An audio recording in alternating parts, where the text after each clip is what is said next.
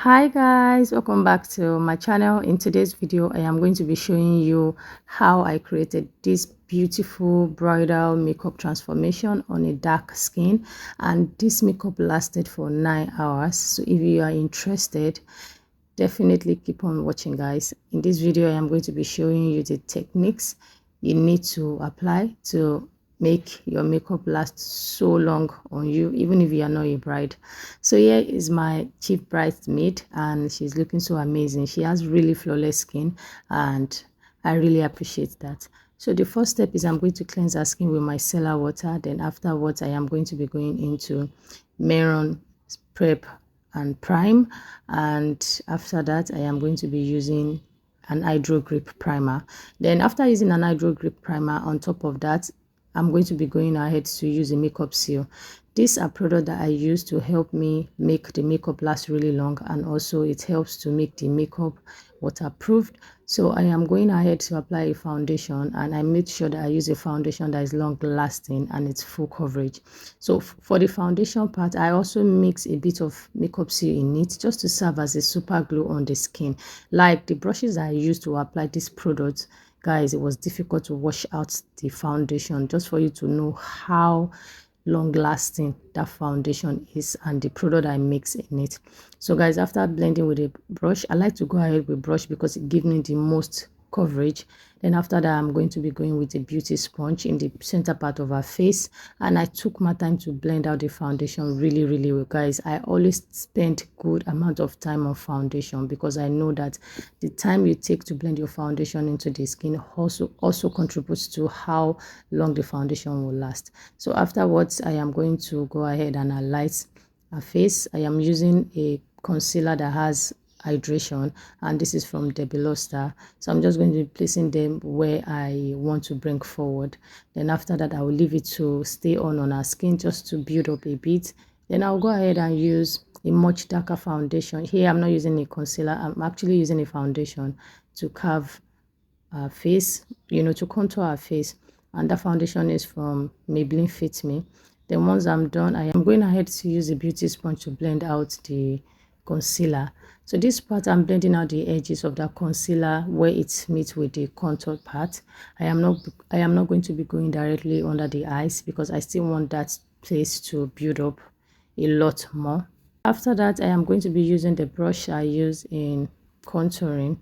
I am using that to contour a nose. I like to contour the nose lightly. I don't like when my nose contour has that straight lines because naturally our nose doesn't have any visible line.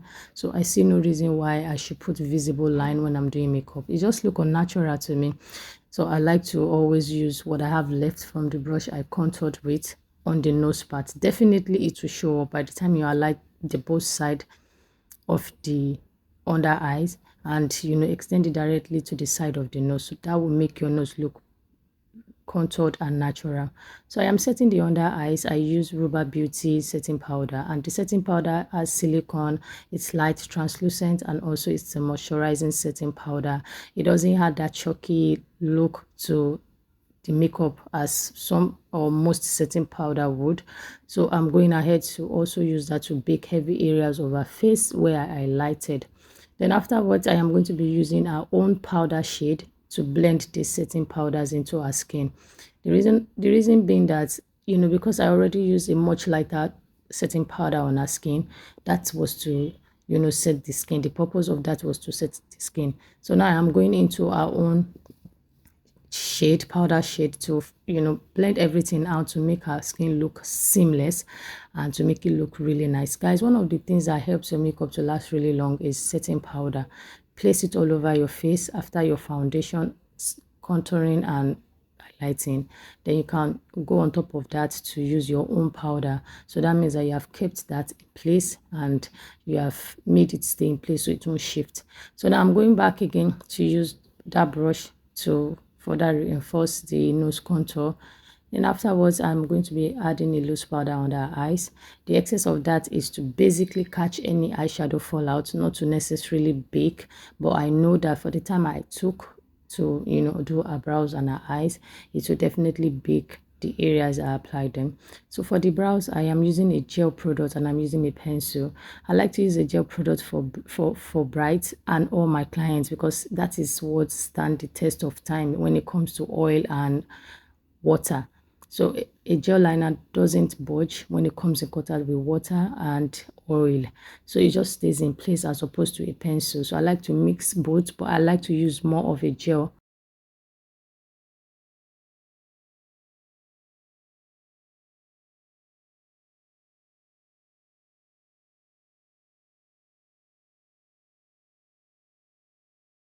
Using a primer, I'm going to spread that out really well.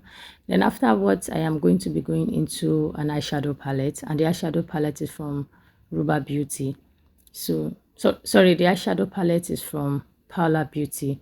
I'm going to be placing my blendy dome brush into it, but I feel like that shade I'm using right now is way lighter than what I am expecting or what I have in my head. So I'm going to go back again and dip my brush into a warm brown, but this brown is looking like there's peach undertone to it. So I'm going to be mixing both on a lid, and it came out so well.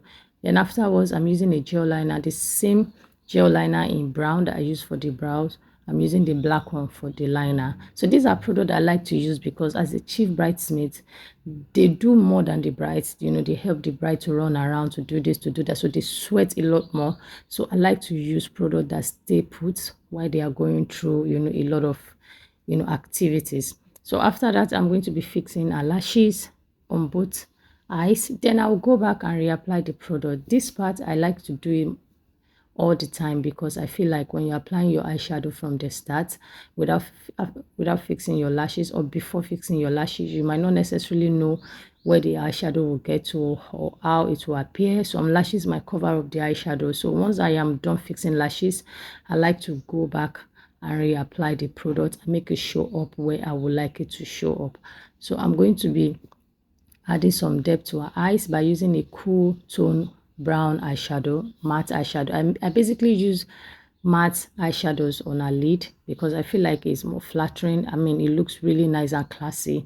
So after that, I'm going to be adding that same gel liner I used in lining her top lid. I'm going to be putting that in her waterline with this brush, and also I am going to be also using that to line our top line because of the eyeshadow fallout or maybe the lash adhesive. So I like to do this just to make the eye look, you know, tidy, neat. Then over to the lips, guys. For some reason, I don't know that my phone wasn't recording. I really do not know, but I'm so sorry, guys. But what I used basically was a beige nude lip stick in the middle, and I use a brown, matte brown lip stain from the Beloster. Then I went ahead to use a gloss that has the shade of that lipstick on her lip, and this part I'm asking her to press her lips on that brush just to take away the excess, so when she's talking there won't be like excess gloss sticking in the middle part of her lips. So after that, guys, I'm going to go ahead and apply mascara on her lower lashes. So after applying mascara, I'm going back again to recontour. This part I am using a powder that is way darker than a shade, and this powder is from Debbie Loster. It's a single compact powder. Then after that, I felt like the lips need some life, and I went ahead to use a tinted gloss that has brown color in it, and this is from Paula Beauty.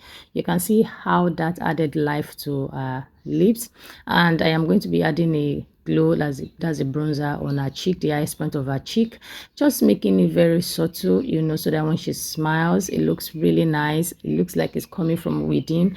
I'm not necessarily packing a whole lot. So now this is the part to apply blush, guys. I like to apply orange blush on a dark skin. It looks so beautiful on the, I mean, orange blush looks nice on any skin tone, but I just like the way it comes out on a dark skin. So I basically mix orange and deep pink, but more of the orange. So this part here, guys, this is what I like to do last, and I would recommend that you all do it. I like to apply a powder foundation on the skin, most especially under the eyes. If you are looking for a very full coverage after this process, just go ahead and use your shade, a powder foundation in your shade all over your face. It will make your skin look airbrushed and flawless. You can see how our under eye is looking. I applied a powder foundation from Maybelline, their Super Stay in 24 hours. Then I am going ahead to set this makeup. Now, this is not a setting spray, guys. This is a fix it spray or a seal it spray. This is meant to make your makeup to stay put for a very long time, to make it waterproof and it doesn't shift. So I'm basically using two different types. The first one was all nighter, and this one I am using now is from Sopro. Guys, this Sopro add a bit of glow to the skin, and this is the finished look, guys. I took my time to do this makeup because I know what the event is for.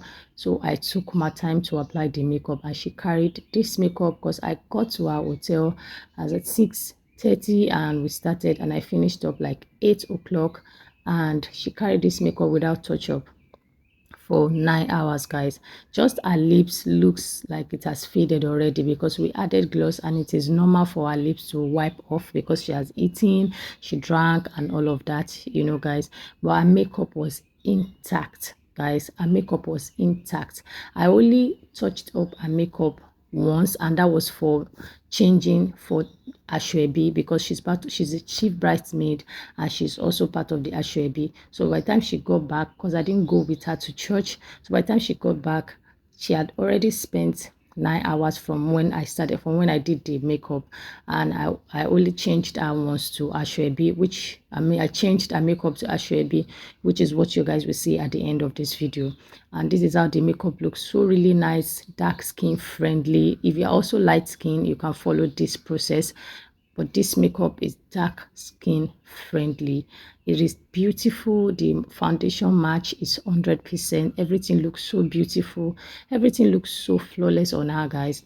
And the product I use, guys, is going to be in my description box. There's going to be a link to it, so when you guys click on it, you will definitely see an image to the product. So I did that so that you guys can basically, you know, see images to the product. So guys, what do you guys think? And here is when she had already carried the makeup for 9 hours, guys. Look at how it looks. This is when they go back from church.